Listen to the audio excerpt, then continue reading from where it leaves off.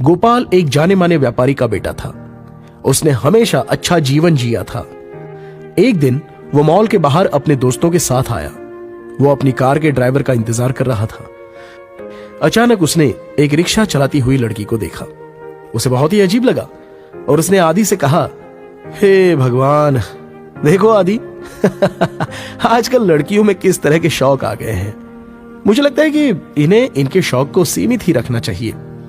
तो आदि ने कहा, हाँ, मैं भी तुम्हारी तरह ही सोचता हूं। गोपाल ने अपने ड्राइवर को बुलाया और कहा, तुम्हें आने की जरूरत नहीं है, मुझे आज मेरे जीवन की एक यादगार सवारी मिल गई है।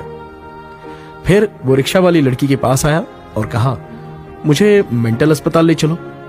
यह सुनकर लड़की चौंक गई, लेकिन उसने कुछ नहीं पूछा। गोपाल ने आदि से कहा, मैं हमेशा अच्छी सवारी करना चाहता हूं, लेकिन मैं ये सोचकर पागल हो रहा हूं कि मैंने कभी ये सोचा नहीं था कि लोगों की इस प्रकार की भी रुचि हो सकती है।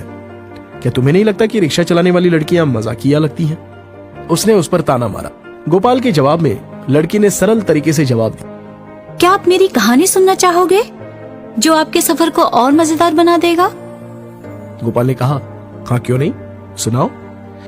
लड़की बोली, एक गांव की लड़की जो अपने माता पिता की इकलौती प्यारी बेटी थी। उसने अपने जीवन में कभी किसी समस्या का सामना नहीं किया था। एक दिन शहर से एक बहुत ही उच्च वर्गीय परिवार से उसके लिए शादी का प्रस्ताव आया। उसके माता पिता उस प्रस्ताव से बहुत खुश हुए। उन्होंने सोचा कि उनके पास एक बेटी को शानदार भविष्य देने का सुनहरा मौका है। इसीलिए उन्होंने अपनी बेटी की शादी कम उम्र में ही करा दी।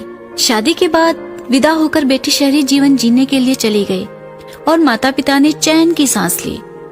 शादी के बाद पहले ही रात उसका पति शराब पीकर कमरे में आया और उसे बुरी तरह पीटा।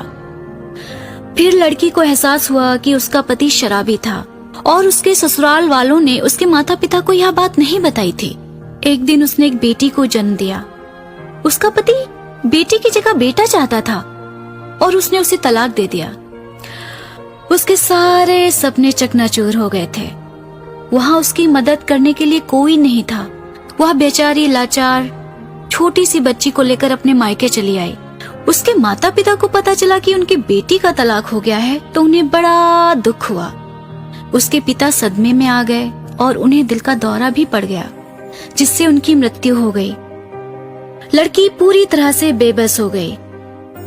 अपने पिता की मृत्यु के बाद वह आर्थिक रूप से कमजोर और प्यार से वंचित हो गई। उसे अपने जीवन में चारों तरफ अंधेरा ही अंधेरा दिखने लगा।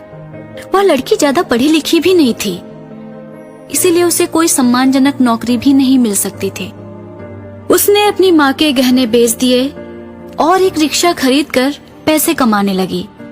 अब वह अपनी बूढ़ी माँ और बेटी का एकमात्र सहारा है। रिक्शा चलाने वाली लड़की की कहानी सुनकर गोपाल चौंक गया और उसका दिल भर आया। उसने हमेशा खुशी का सामना किया था और जीवन की भयानक तस्वीर कभी नहीं देखी थी। फिर उसने महसूस किया कि हमेशा किसी भी तस्वीर के दो पहलू होते हैं। कभी कभी जो दृश्य में हम देखते हैं उसके पीछे उसकी एक दर्दनाक पृष्ठभूमि होती है। हमें बनावटी सच्चाई के बजाय सही सच्चाई जाने बिना ही किसी व्यक्ति को परेशान नहीं करना चाहिए या उसका मजाक नहीं बनाना चाहिए।